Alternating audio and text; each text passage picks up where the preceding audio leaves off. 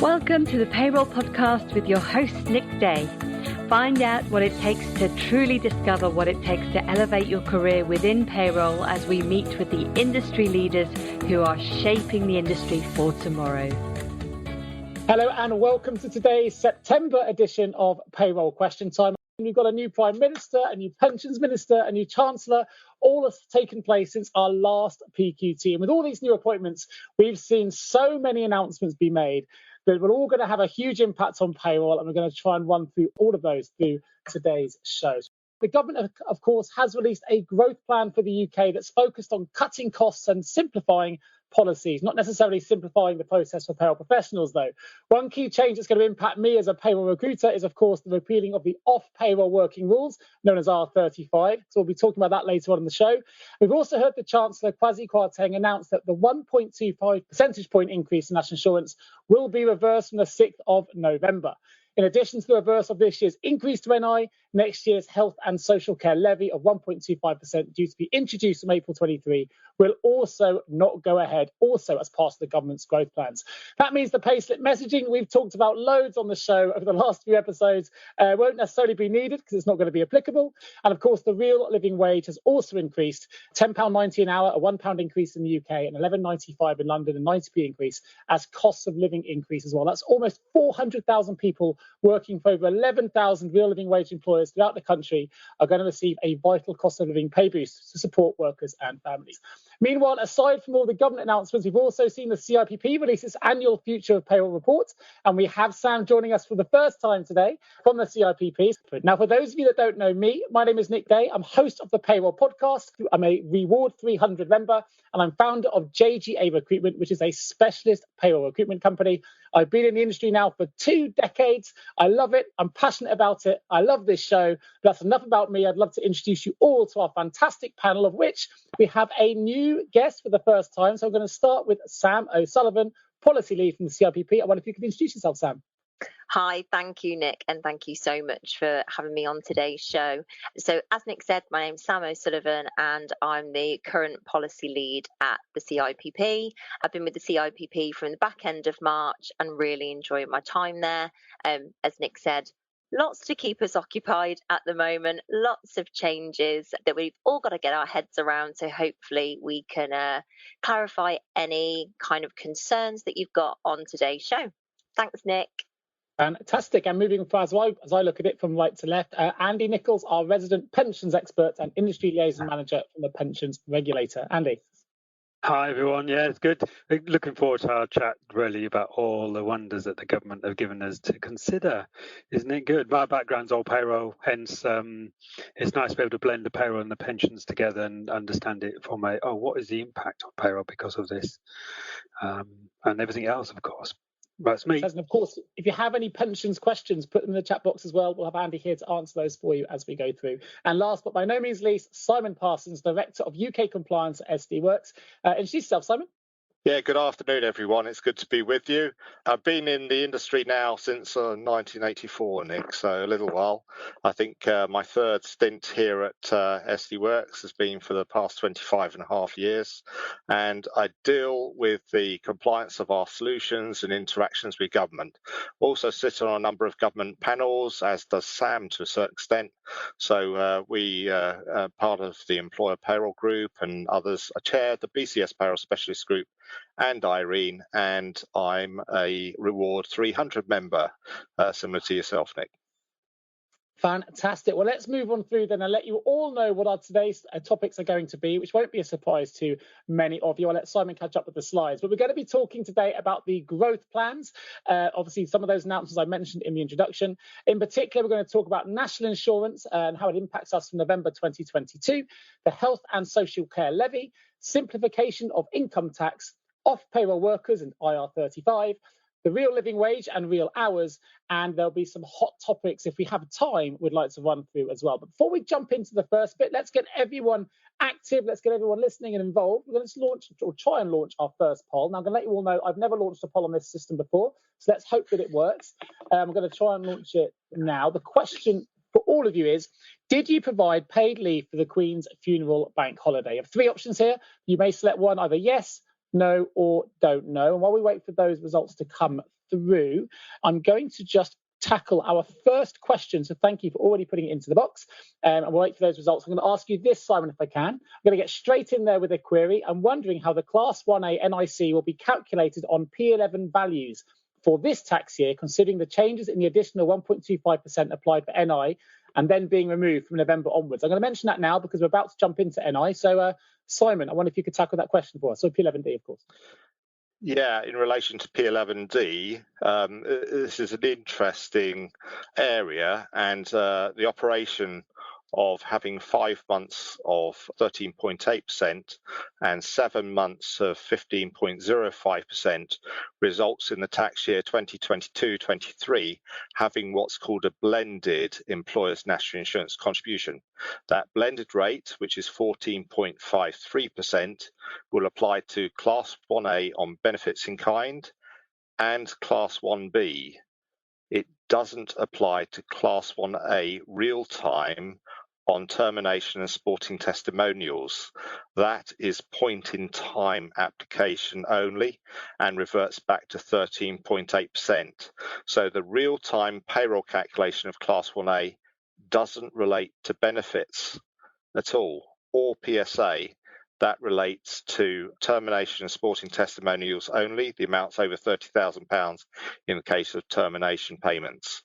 So take care with that. Benefits are judged at the rate applicable at the end of the tax year and reported on the P11DB form as an adjustment value if you're payrolling, or from the P11D, it'll carry forward to the P11DB form at the rate of 14.53% for this tax year.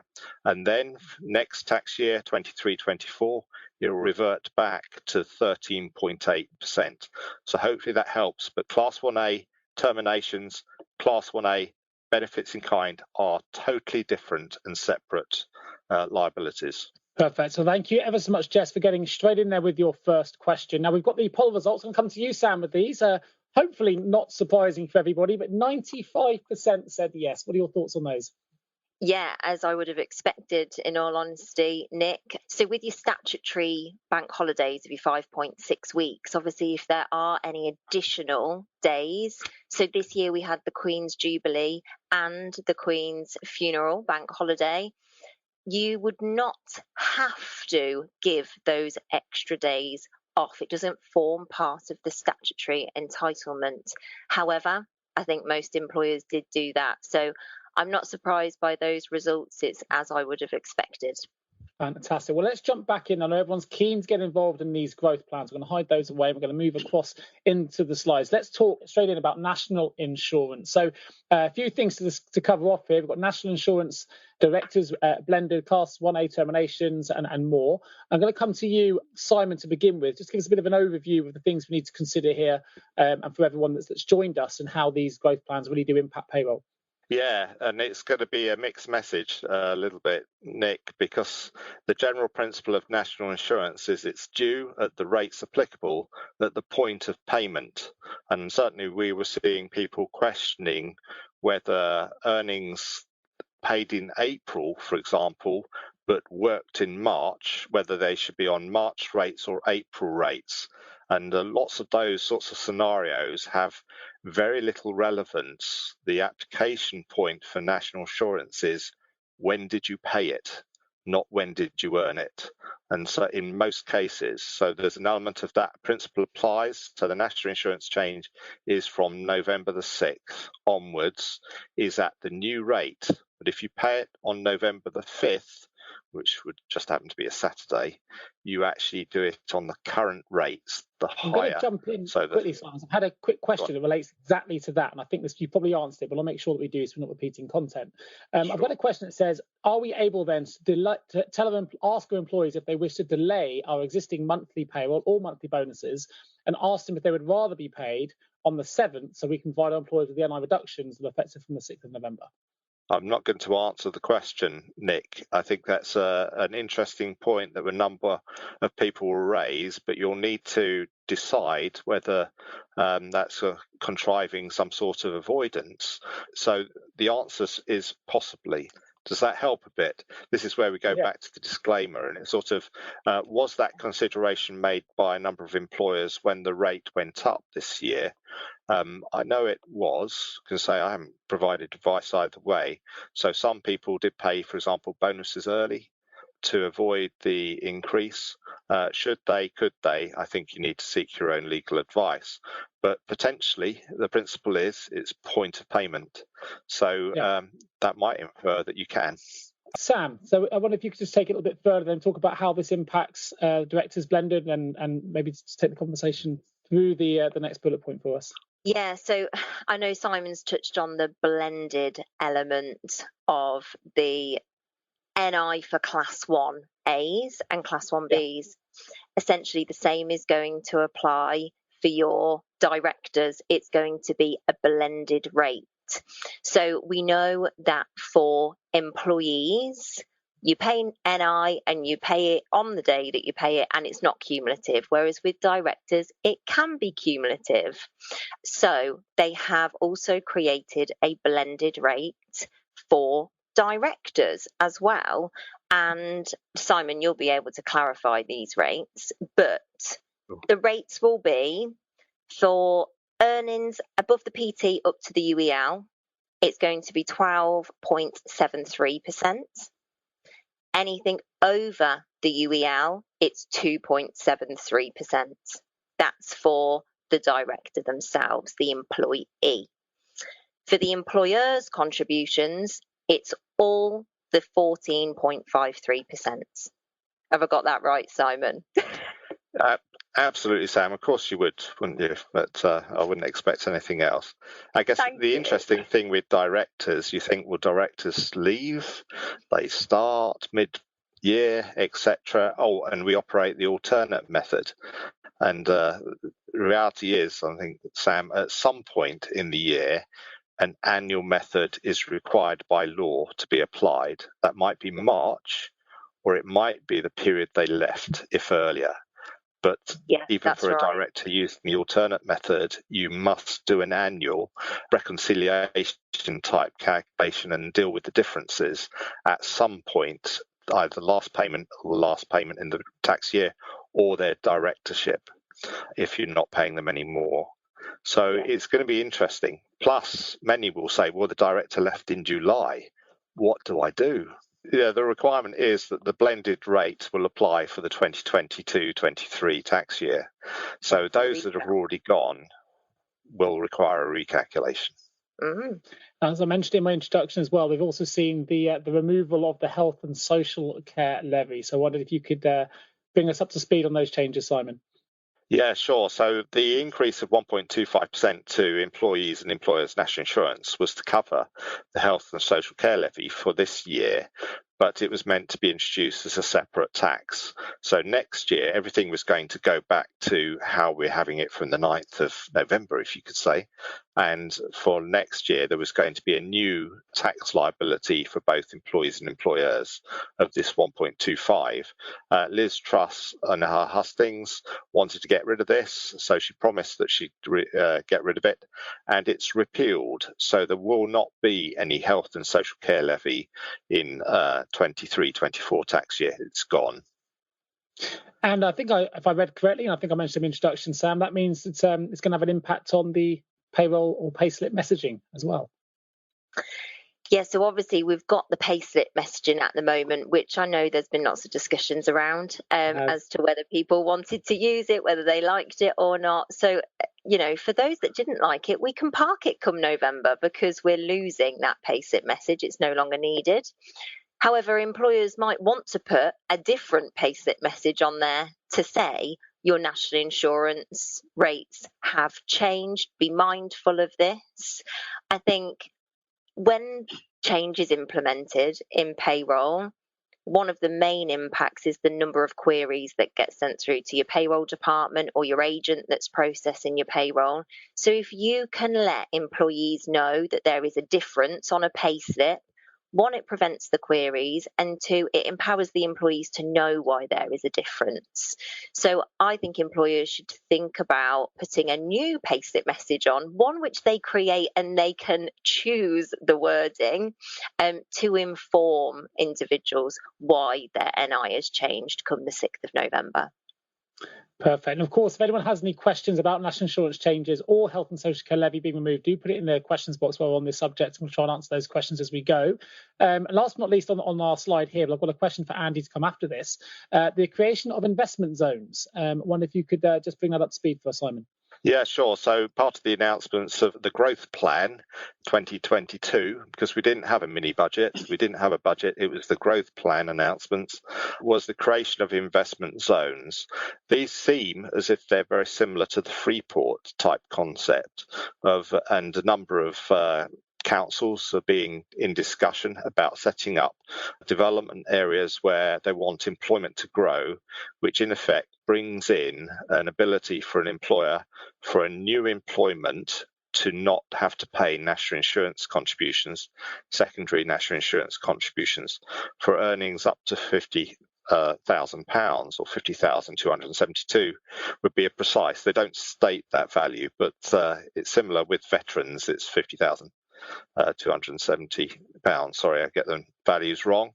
And we're waiting to hear more details, but I suspect this will bring in probably another 1 to 3 NIC category letters. We don't know how long this is going to last. We don't know when it's going to start, but they're actually negotiating, discussing, whatever, with local authorities about new creation of investment zones that allow these tax reliefs for employers and brings in a national insurance concession. Perfect. I know that Sam, the CIPP, worked very closely with the HMRC on consultations, other bits and pieces. Anything you can add to that? There isn't really, but I've got a question for Simon. Do you think they're going to add a new secondary threshold like they did with the FUST and the VUST to accommodate this? That would be a disaster, wouldn't it, if they did? Yes. Well, and Sam will know we've had lots of discussions with HMRC policy, national insurance wise, through the representative groups such as British Computer Society Payroll Specialist Group and IRENE, because the EP5 specification required the insertion of a FUST into all NI calculations. And I think that caused some angst with training, because to actually do a manual equivalent would be very difficult, because the FUST has got nothing to do with anybody apart from Freeports. And the oddity about it is that although the EB5 specification tells software it has to insert the FUST, and guidance was telling us it had to be inserted in all calculations, the law didn't. And they've actually conceded that actually if you calculate in accordance with the law, you're okay. And actually the tables don't either. And it was conceded actually that the table method calculations are not defined in law at all. So the £4 steps that you get on monthly, nowhere in law does it say that's allowed. It's something that was invented back in the old DHSS days, I guess, of simplifying things for payroll, is to do these £4 and £1 roundings, and has just carried on with tradition. So there has been concession. So let's hope there won't be, I don't know what we call them. I was saying it a ZUST, should we call them, or something like that, inserted. Yeah. And at the moment, it looks like it's going to align itself with the upper secondary threshold and the veterans' upper secondary threshold as well. Otherwise, it's going to be a nightmare. I'm going to loop Andy in just for now as well. We've got a new pensions minister, of course. So I just wonder if there's any impact on pensions that these growth announcements have had on any of this we've discussed so far, or whether is it a little bit too soon? I'll ask you the question. So anything we need to know on the pension side following the new appointment of a new pensions minister? Yeah, well, obviously the new pensions minister needs a bit of time to settle in, I guess, and work out what he would like to concentrate and focus on. Alex Burghardt. We'll wait and see. Obviously, the regulator, DVP, and everyone else will be chatting away to find out those things. I think from a purely pensions perspective, I think the announcement of growth plan and the impact that had on the financial markets means that TPR have been monitoring what's going on there, because particularly for DB schemes, where they've got investments in government bonds, and if those start, there's an impact, and so it's good the Bank of England did their announcement to start to put stability back into the financial markets to help trustees feel more at ease as to the future of their liquidity, as they like to call it, of the pension scheme. So that's good. In terms of national insurance, there's not really a big impact from a pension perspective. I think it's more about the tax thing, but I think that's going to come up in the slide or so. Yes. So I think watch this space in terms of pensions and see what the minister focuses on, because there's a lot of projects. We'll talk about the pension implications tax in just a moment. Let's jump into tax in just a second. Before I do, I want to get everyone involved in our next poll, because we know that all the software providers are going to be quickly changing their systems to be updated for these changes. I'd like to know if everyone is ready from a payroll perspective for the changes. So let me see if I can launch this second poll. Do you think you can implement national insurance changes by November? Answers are yes, all covered, I need to know more, or no. So they can launch that poll and see how the results come in there. Please, everyone can answer their answers here. While we're waiting for those responses, I'll introduce what the next section is going to be, because we are going to be talking about growth plan and tax. We're going to be talking about the simplification of income tax, the 19% basic rate, the abolition of the 45% rate. We've had a question related to that already, dividends and pension implications as well, which Andy just talked about very briefly. So at the moment, the results are coming in. Let's have a look what we've got here. Let's launch these results. So we've got 50% yes, all covered, 25% need to know more, and 25% no. So if you do need to know more and you have any questions you want to put in the box, do put them in. We have a chance to try and answer those now. But wondered, Sam, if you could just comment on these results as they stand at the moment. Yeah, well, it's good to know that half of us think we can get it all implemented in time, right? I'd like to know what people need to know more on. And like you say, Nick, ask any questions and we'll try and answer as many of those as we can. I think with payroll, you need to know what's going on, but you always, like you said, you rely on the software being able to do it for you. But the key thing that I would say to anyone processing a payroll, whether you are an agent or whether you are a payroll professional, get your head around the changes in the first instance. The last thing you want is your system to malfunction. Hopefully that would never happen, and you not know how to manually calculate everything. So get your head around everything, and hopefully then you would see that yes, all covered skyrocket to 100%. Super. And I just had a couple of comments. I may have closed that poll slightly early, so apologies if you were keen to get your response in but didn't quite make it. But Barbara mentioned she would have ticked yes, just to put it slightly over that 50% mark had we got there. But let's jump into the tax implications. I know this is something that we're keen to get into, and the implications of the announcements, the growth plan announcements on tax. Let's begin with the simplification of income tax. And I'll come back to you, Simon, just to give us an introduction to that, if we may. Well, this is the justification that the Chancellor and the Prime Minister are making, is that they want this simplification. But there are other implications with that. Interesting, I've been a committee member of the Office of Tax Simplification, the one that worked on the introducing of payrolling of benefits in kind. So I've been involved with this organisation. But in effect, they've given notification that the Office of Tax Simplification will end. And then they want that to be a name of HMRC, which is interesting. I always thought, careful what I say, I'm thinking here, Sam, I always thought HMRC always had a goal for simplification, but the goal was for them rather than anybody else. We just had to deal with the complexities. So was that a bit cynical? But there's an element of hopefully we will see. But actually, having spoken with the Minister last week, I think there is a goal that's the new Economic Secretary who's responsible for Her Majesty's Revenue and Customs, and that responsibility has changed from what was the Financial Secretary. So it has changed Minister who's responsible for it. He is wanting to simplify things for business, so there is an opportunity to try and move ahead. But some of these proposals were part of that, and well, I guess we'll discuss those, won't we? But we'll see where it goes. Anything you'd like to add to that, Sam? I know that the OTS have got a call for evidence out at the moment on hybrid working. We have been notified that they're bringing the closing date of that call for evidence forward to the 28th of October. I think it was sat at the 25th of November. So if there is anyone that's attending that wants to respond to that, they've brought the closing date forward to the 28th of October. Fantastic. Interestingly, and this is from a recruitment perspective, I've seen a lot of companies introduce the 4-day week from the 5-day week. But since that's happened, I've also seen some scramble to try and go back to 5 days, and it's quite complicated. So sometimes we'll make those decisions very early, thinking it's a great thing, and then of course we get it thrown into economic turmoil, and everyone wonders if it's the right decision.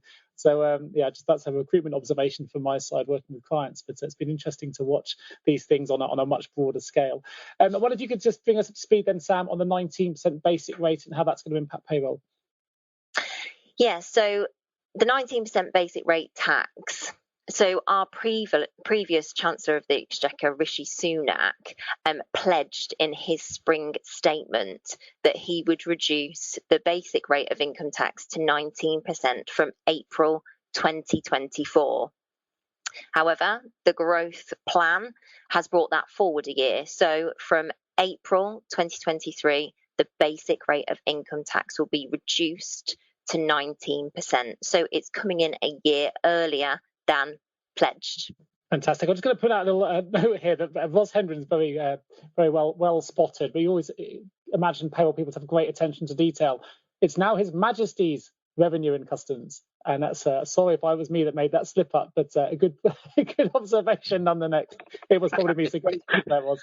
I knew it's something like that. So I always had great attention to detail. So we'll try and correct that for the rest of the show. The other challenge here, Nick, and maybe where Andy's maybe got some thoughts, is people may have been making decisions, certainly on salary sacrifice pension contributions, on the fact that they topped up their contributions because of the increase in health and social care levy on national insurance, because they get national insurance relief as well. And of course, that's all kind of wiped away. Any commentary there, Andy? Obviously, we discussed the basic rate bit, and we've discussed the issues on the marketplace. As Simon was saying, people salary sacrifice, they may have chosen from April to go salary sacrifice because of the extra employer and employee 1.25%, etc. on national insurance, but it's still a great saving in terms of national insurance. So salary sacrifice is still a good approach, really, in that respect. I think we just got to watch the space, really, haven't we, to see what is the implications on the basic rate tax. That's the big one, I think, from a pensions perspective, from a payroll pensions perspective, anyway. Dealing with that on the sacrifice amount. With dividends and directors, I'm not sure there is so much an impact, unless, well, actually, except, again, I guess a director could have been voting through higher employer contributions on a basis that they wouldn't pay them as much in dividends. But I think it's all a bit of the same thing, is it, Andy? Do you think it's that? I think there's an element of, Nick, these changes, 9th of November and 6th of April 2023, may be decision points for people to review what they want to do and whether they want to change their mind. Equally, I guess that impacts the fact that, well, I don't know how your fuel bills are, but my fuel company is wanting to up my DD by 200%. Don't know why, because I've never had a bill that high, and even if you doubled, it wouldn't be. But I think it's because they just like to hold money. How are people going to affect it? And I know there's some commentary, even on social media, the fact that people might consider that they need to dip in to maybe their pension savings or reduce just to survive the winter. I don't know. Is that too wide and too speculative, Andy, to comment on? Well, we would be concerned if employers are under stress, or individuals particularly, with all the cost of living increases, would be thinking, no, maybe I need to stop paying into my pension, which could be a contribution holiday. So they just say, can I not pay for 3 months? But we would still expect the employer to pay, but maybe the employer's in financial stress, So if that is the situation, that you've got employees who are struggling to cope, then they should speak to their employer. The employer should speak to the pension provider and see what can be done. As long as the motivation isn't about inducement or coercion of stopping contributions, as in it's actually about trying to survive type thing. So the individual is making those decisions. There's no external influence on them. Then that's just how life is. And we wouldn't be looking to pursue intervention because the employer seems to be trying to persuade people to come out of the scheme so they can save the employer contribution. So we are concerned that the current economic climate may reduce contributions into pension schemes, which is going to affect people's long-term ability to live well. But if employers are in distress, they should come and speak to TPR. Sure. And if employees are in distress, speak to your employer and the pension provider. Maybe take a contribution holiday and then start again as soon as you can. It's good advice. But let's move the conversation forward then to the next aspect of the growth plan, which links to off-payroll working rules, also known as IR35, which are put in place for public from 6th of April 2023. A really interesting subject. We've talked about this at length over previous episodes. I know some companies, particularly recruitment firms like mine, have put a considerable amount of investment into making sure that we're managing IR35 compliantly and all our contractors are working compliantly and so on and so forth. It was introduced in 2017. We're going to see it scrapped, if I understand it correctly. I wonder if you could just bring us up to speed on these growth plan changes, Simon. Sure. So again, this was a little bit of maybe a surprise, although there's been some heavy lobbying of government to get rid of them because it's kind of hated by the contractor market and that sort of position. And it's surprising actually how many public sector employers use this type of arrangement historically, although public sector have fallen under the 2017 aspect, like local authorities, etc. But some businesses probably suffered the walkout on April 2021 when it was brought in. So a series of IT contractors just didn't turn up anymore, but has caused a lot of contention but very strong lobbying around. Now, the principle the government had, of course, was that lots of these personal service companies were only paying themselves minimal amounts to avoid paying tax and national insurance. That's their sort of view rather than my statement of what I believe, and that there were billions being lost to the exchequer. So they brought in these measures. Now the announcement may at face value look as if we're going back to how it used to be, but I don't think it is. I think what that means is the responsibility will now fall back to the individuals and it may well be policed heavier. The challenge with that, of course, is there's no employer NI liability being paid by the engager anymore. So it has saved that element of cost, but that may now fall on the responsibility of the contractor themselves. But this comes in on the 5th of April 2023, the abolition. So it still exists. And equally, it's when work is done. So there is potentially a carry forward. So we could say you don't need to do any more CEST checking from the 6th of April. And for any work done from the 6th of April, there isn't a liability to withhold tax and national insurance as an engager. But if they did the work on the 5th of April, and send in their invoice 2 years later, that fell before the abolition. So there is a requirement to withhold the tax and national insurance. And I guess that potentially that responsibility for late invoicing for work already done could occur for up to 4 years. It is certainly something that I think, certainly in my sector in recruitment and for the contractors, not just that we work with, but with other recruiters that I'm in touch with, that they have much bigger contractor books than us in some sectors. They're kind of rejoicing at this change, but also equally frustrated that it's now been scrapped with the amount of investment and work that's gone into it. And equally, you mentioned at the start of this with contractors not turning up, but there were also a number of employers that immediately terminated all of their contractors until they'd been reassessed. So there was it impacted a number of contractors as well in different ways. But I think ultimately it's something that's been celebrated within the contractor and recruitment industries for sure. But there's a little bit of frustration there, certainly for those who put in a significant amount of investment to get themselves ready to now see it scrapped so soon. Oh, you mentioned that the responsibility now is with the PSC. I wonder if we could, maybe Sam, if you can just enlighten us in what that means. Yeah, so I think the way I try to explain it is to put it into a bit of an example. So if I, Sam, work for Sam Limited, so it's my own limited company. Now it's my own responsibility to determine my employment tax status. So previously, let's say I worked for a really, really large company. Let's say I worked for Apple. Prior to the 6th of April next year, the rules were that they would determine my tax status. So they'd say, Sam's got a desk, she's got an email address, she's got a job title. For her tax status, she's an employee. And as Simon explained, they'd withhold tax and NI from my invoice value, so to speak. From April, I decide whether I'm an employee. So I could say that, well, no, I've determined my own working hours. I've determined my own rate of pay. Apple have agreed to it. I am a contractor. I'm not an employee. So through my own limited company, I'll pay myself minimum salary and large dividends. And that's great, as long as that is the truth. But that's also why the off-payroll working rules were implemented in the first instance. It's why they were implemented. As part of the growth plan, they did say that they will keep compliance closely under review. I don't know how they're going to do that moving forward, but it'll be interesting to see what their plan for compliance is from April.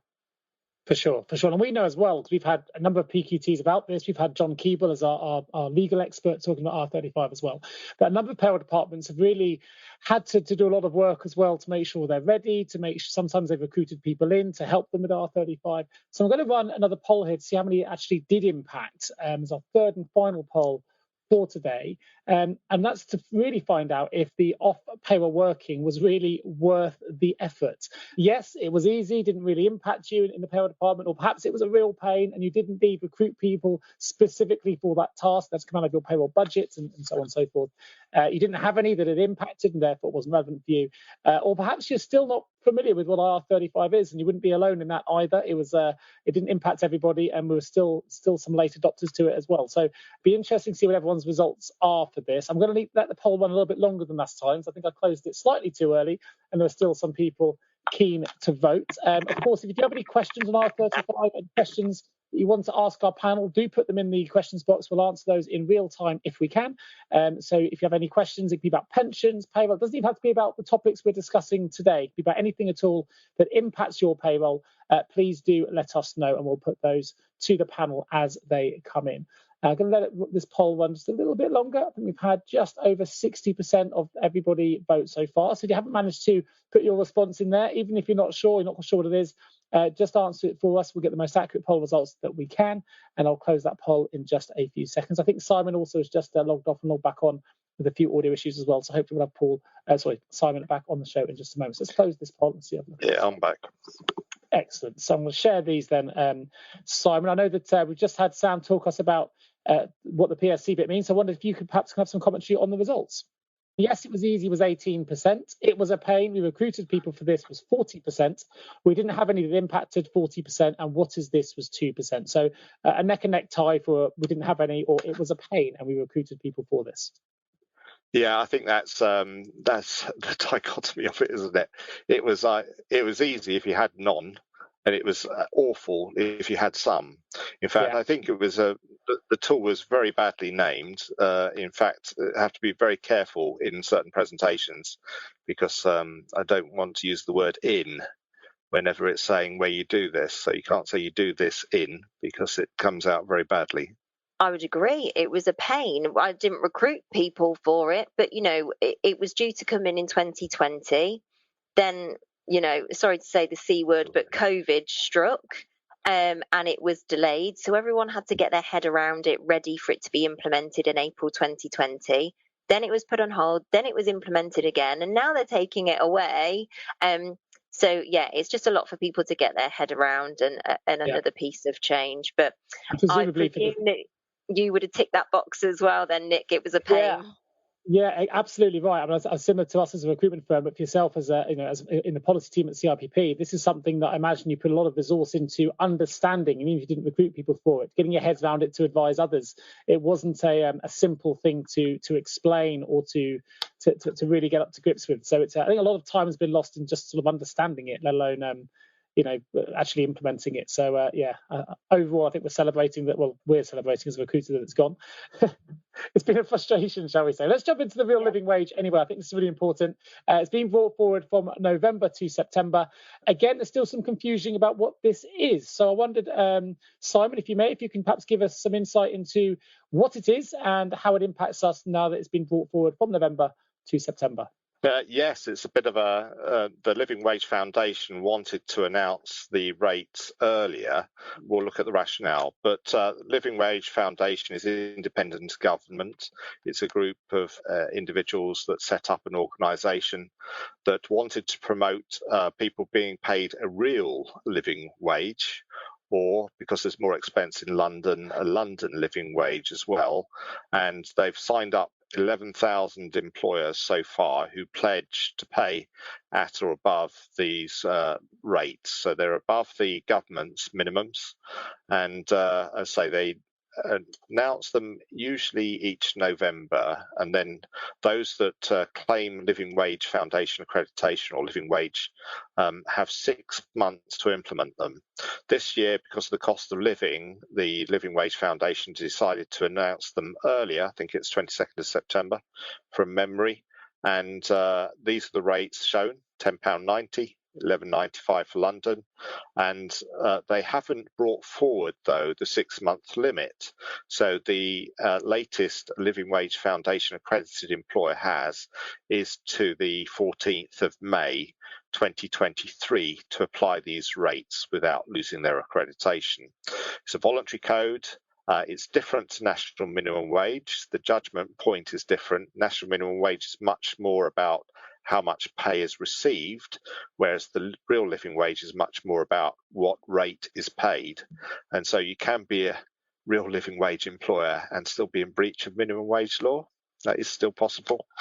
And the other aspect of the Living Wage Foundation is they've launched something different called Living Hours. And this is, in effect, to battle the 0 hours worker type things, where the employee works regular 35 hours a week, but is on 0 hours contract, to have employers promote that they'll actually give regular hours that work for individuals and won't be reliant on 0 hours contractors when actually they're working a lot. Hopefully that's a little bit of help, but this all leads into the real national minimum wage announcements, which we haven't had yet. Well, I think, assuming this is correct, and Sam, correct me if I'm wrong as the expert here, but the real living wage has increased from £10.90 an hour, which is a £1 increase in the UK, and 90 pence an hour to £11.95 for those in London. And you mentioned, Simon, that 11,000 employers have signed up, but actually that impacts 400,000 employees. So it's a massive thing that's impacting a lot of people. And the living wage will support a number of workers and families. But anything you'd like to add there, Sam, before we jump into the national minimum wage differences, so to speak? No, I think just echoing what Simon said, even if people are an accredited Living Wage Foundation employer, you've still got to be mindful of the regulations and your compliance around the national minimum and the national living wage.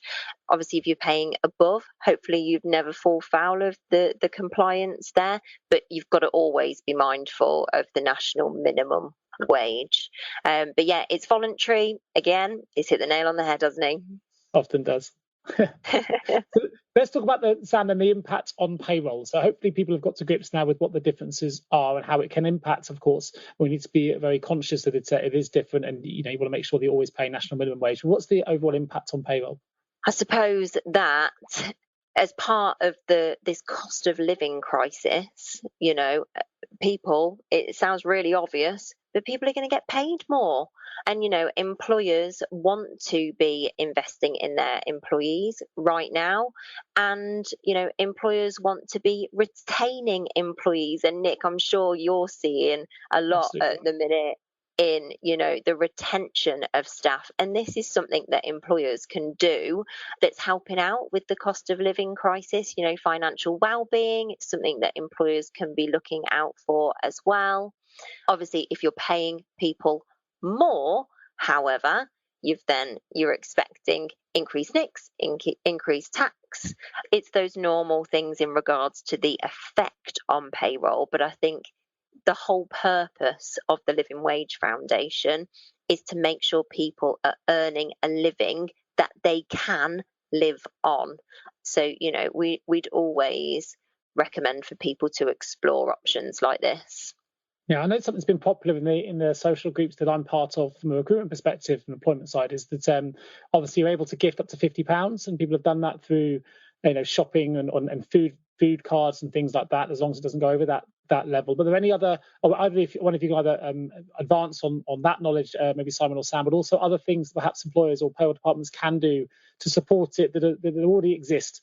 I think there are some other benefits in terms of the way you commute to work and sharing and other bits as well. In terms of bus routes, I think employers can offer free of charge if you go certain ways. And there's a few things like that. Is there anything there that's worth bringing to the fore for those that perhaps are considering options to help their employees? I'd say that, if you provide parking at or near a place of work, an employer can provide that free of charge without a taxable benefit. One of our guests today have asked about the employee assistance programs. The welfare counselling side of things is an exempt benefit.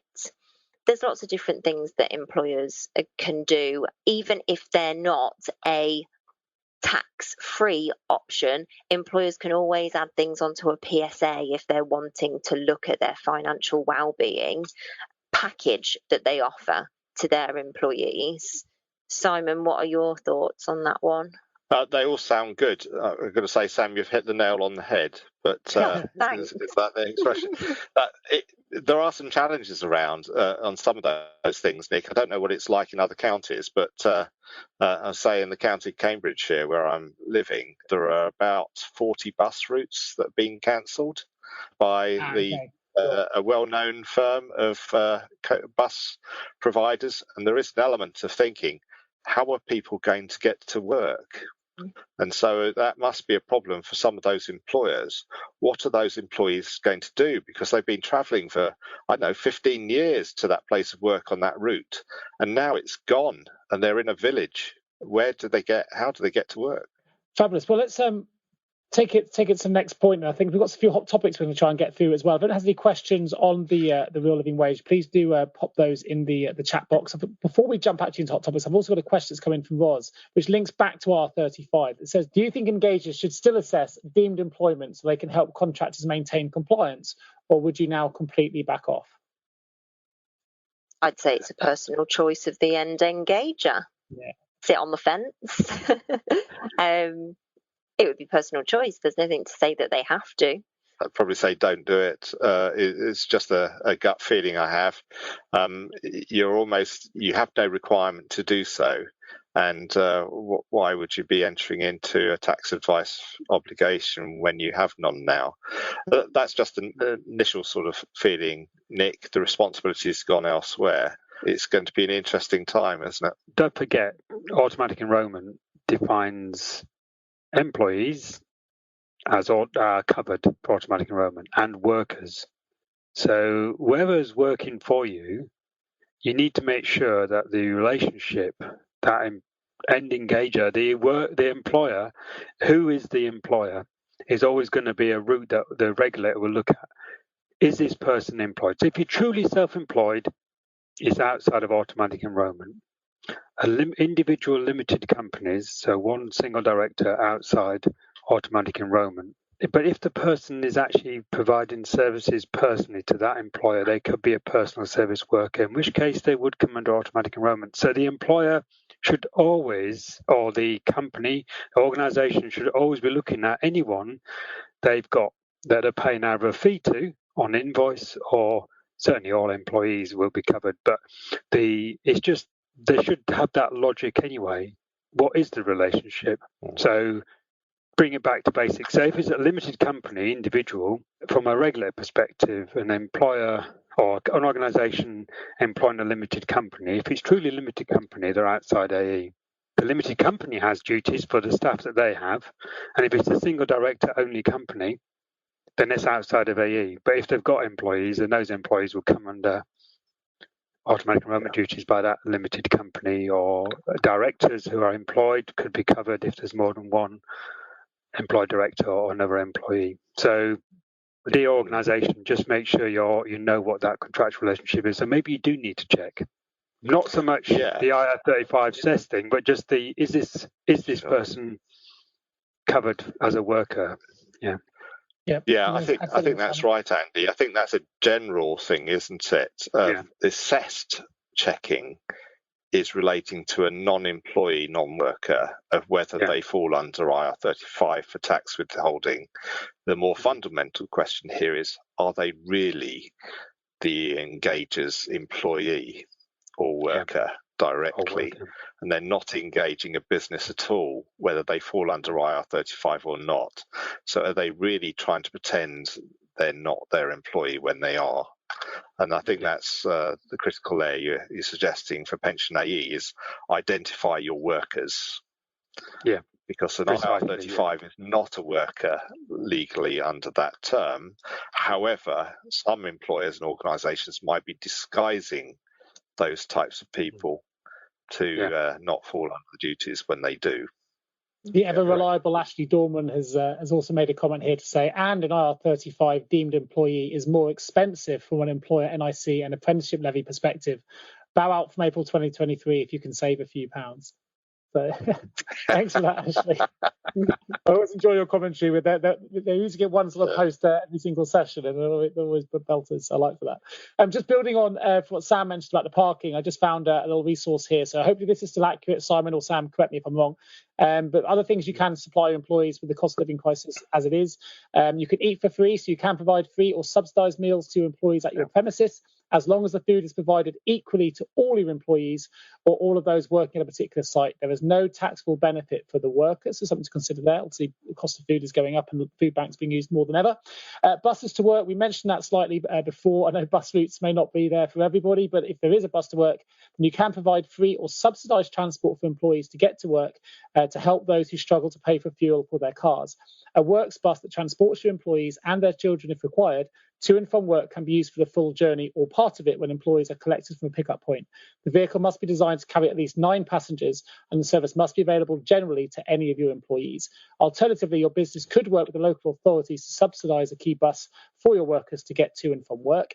Again, if any of this is incorrect, please do update me.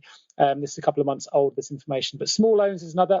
Many employers will provide a season ticket loan to help employees pay in advance for their commuting costs. But such interest-free loans up to £10,000 can be provided for any reason. The loan must be repayable and the loan agreement should be drawn up. And last but not least, which I mentioned that we've done and other recruiters have done as well, small gifts. Just as directors can receive tax-free gifts worth up to £50 from their company, so can employees. Buying a school uniform for a worker's child or surprising them with a food hamper on their birthday may make a big difference to the family. The 300 annual cap only applies to directors and their family members, not other employees. Is there anything that's worth commenting on that, or is that pretty accurate as it's come out?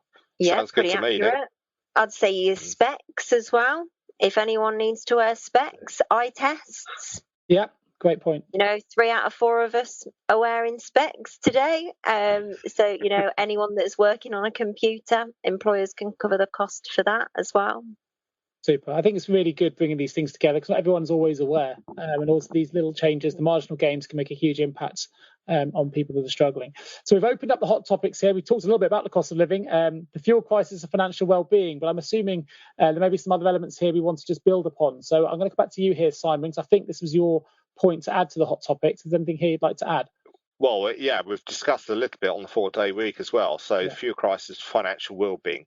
There is a lot of promotion of financial well-being solutions. I don't know if the new pension minister is responsible for it, and you may know or not, but Guy Opperman within his portfolio was also financial inclusion. But of course, he wasn't a Liz Truss supporter, so it's not being carried on. Sorry if that sounds a bit of a funny one, but he was certainly out for the promotion of credit unions and savings schemes, and also there's the scheme that Nest have been involved in, where money's where money is put aside and you need it for emergency use. It's there to be used, but after a period of time, it then funds into the pension scheme for future retirement. And so there is an element of that. And just looking at fees, and it's speaking with a couple of providers, some schemes operational there to enable where the employer pays the fee to the provider to enable short-term obtaining of money on an advance basis, etc. So there's various options around in relation to financial well-being. But I think people are worrying about things at the moment, especially this week since the collapse of the markets. Young people trying to buy a house or things like that. How's that going to play out into work? And so I think there's hopefully things settle down very rapidly, maybe even after today. But I think feel like we're in troubled waters. Although aside from this, doesn't necessarily impact payroll, but of course there has been a really good change to the stamp duty impacts of buying your first property as well, which obviously has increased quite significantly. So hopefully that will help people to buy as well. But I appreciate it's challenging out there for everybody at the moment. Emma's just mentioned as well, something we forgot to add is free flu jabs as well, of course. So that's something that another benefit that we can all consider. Keep people healthy and working is really, really important. So that's something that we can add into the mix. Do you think there's more pay on demand requests? Do you think that's going to grow from a payroll operational perspective? That could be really time-consuming. That's a huge question. I think that's probably a webinar all by itself, pay on demand. I mean, Simon might be better to answer that, being in IREAD and being part of a systems provider that offers or may well in the future offer those kind of solutions. Certainly there's a lot more coming to the market. I've done podcasts with quite a few of these suppliers, and I get contacted weekly by people, new companies I've never heard of that are now offering pay on demand solutions. There's definitely seen as a growth market here in the UK. I think I looked at the last CIPP report that looked at some of the audience. They reported not many were actually taken up at that point or interested in doing so, but I suspect that will change over time, just because it's happened in the States, it's been adopted elsewhere, and employees tend to rule the roost in what they want now as the consumers and engagers. So if they're demanding it, I think you'll see it come in. But big question. And that's talking completely separately to the payroll implications of doing it. It's just about whether employees want it, and I think we will see it increase. I think it's been slow to adopt. Well, I think there's an element of what is the future, and I think as a payroll professional, we are a little bit still in cycles. So we like our cycles. So I don't know, on the 6th we collect the tax codes, on the 9th we collect the timesheets. Everyone gets paid on the 25th. And actually, going back 20 or 30 years ago, you probably found yourself, or maybe longer because I'm bit long in the tooth, you may have found that your mortgage came out on the 1st, whether you wanted it to or not. But nowadays, your mortgage comes out when you choose it to come out. So whether there's an instant or actual access, I don't know. But I think in my head, it's little been, or my dream head for payroll, I think there's an element of pay on demand will become choose when you're paid. I mean, really paid. And we as payroll professionals, could we cope with that? Can our mind cope with that? Or are we still in a monthly cycle of, well, on this day we do this, and on that day we do that? Because if we really go into a pay-on-demand model, a true payroll pay-on-demand model, we'll be paying people every day. There have been a few things on the social discussions, Nick, I've seen, of one or two providers actually starting to offer Monday to Friday, choose your pay. Yeah, include Saturday, Sunday. I don't know why, but they could do. First, it's better. I think sometimes we want change, but there's a lot of talk about the dissolution of the monthly pay cycle, and that sounds great. But in reality, I think actually we like routine, certainly in the UK, and we like routine. We like knowing and arranging and planning for things coming. And suddenly to take that away, I think would be, much as we think we want it, I think it would shock a lot of people. And actually choice isn't always a good thing. It's a bit like we talked about the flexible working and hybrid working. Hybrid working, in my opinion as a recruiter, is a great thing. I think we've seen a huge adoption of it, and I think it works really well looking at work-life balance. However, I still believe it works best when the hybrid is fixed as to the days you're in the office and the days you're not, as opposed to those that offer come in when you want. Because I may arrange to come in on a Tuesday to meet an employee who's arranged to do the same. Last minute, they change their mind. I'm in the office, they've gone somewhere else, but still, it gets really confusing. I think we do like routine and yeah, I think it works really well if it's planned and there is some structure around it. I think we take away structure, it can be chaos sometimes. Yeah. Well, I think flexible benefit schemes have sort of gave us the ability to flex as much as we want. I think the reality is for the majority of us, we choose what we want and we stay with it for some time until something changes. We're not actually dipping in each month and changing our mind. Oh, this month I'll have a bit of medical and the next month I'll have a bit of pension. I think we're making a choice which then is set until we hit something that makes us change our mind. And I think that's the same with other things in life. And I think, is that really where the future is? So I think the cycles will stay, but the individual will choose the cycle. That's where I'd hope it was. And if they want to be fairly random, the capability is there to do either way. Just choose it. But Sam, I've got to say, I haven't changed my flex choices for years. I'll get your opinion on this, Sam, because for me as a recruiter, then if I look at the lower end of the earnings scale, those that are national minimum wage, that's where I think pay on demand can have a huge impact, because sometimes you can't afford the bus route to get to work in the first place, or whatever, the fuel to get to work, because you are on the real red line to get there. And I think if you can make that available on a pay on demand for those at the national minimum wage end of the employee market, I think it can be quite a good benefit. But I think watch this space. And Barbara's put out there that pay on demand would be a great topic for next time. So make sure you put that down in the survey that will follow this show, Barbara, and we'll take all of the sponsors in. If others feel the same, put it in the survey and we'll tackle that for sure. Emma Braunton's also mentioned that I've seen a bigger take up on our medical cover. It takes the pressure off. Sam, I can see you nodding, so I'm going to come to you and just see what your thoughts are there. Yeah, I agree. And I think, you mentioned that you'd taken a look at the future of payroll report. I think you put the link in the chat as well, Nick. So thank you for that. Pay on demand, not a lot of people know end to end the full picture. I think it's still very new. I know it's been implemented in the US, and I think a lot of EU countries, it's now law that they have pay on demand. And it's like anything, isn't it? Anything that's new, you need to know the ins and outs before you can make a judgment call on it. And I go to a lot of events where it's the hot topic of conversation. And I think that's because people want to know more about it. Even me, in the role that I'm in, I don't feel like I've got a full end-to-end knowledge to make a judgment call. I think a lot of people's concerns are, if people can get their hands on their salary prior to the contractual payday, is that in the long run going to cause more financial hardship with people not budgeting, withdrawing your cash down? And what then if, for example, someone has a gambling addiction and they withdraw all their money, and then come the end of the month they haven't got the money to pay their rent or their mortgage? There's got to be some sort of regulation around it to stop financial hardship. If it's all works in favour of helping people financially, hesitant because I don't know the full picture from this side of things.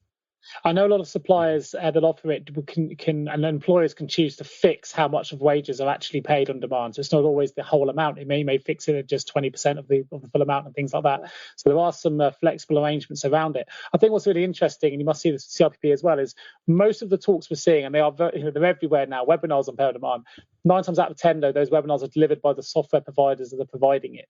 So it's really interesting to hear from someone like yourself, Sam, and others that aren't actually representative of one of the providers, and getting that perspective. I think Barbara's absolutely right. It'd be an interesting topic for the future. Maybe we can get a software provider that does offer it on the show as well to get their perspective.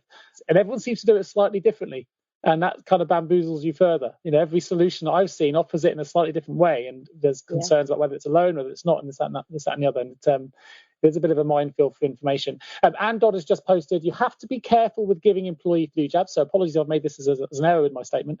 If employees claim it back through expenses, it is taxable as earnings. Yeah, it has to be employer provided, has to be provided by the employer rather than a reimbursement.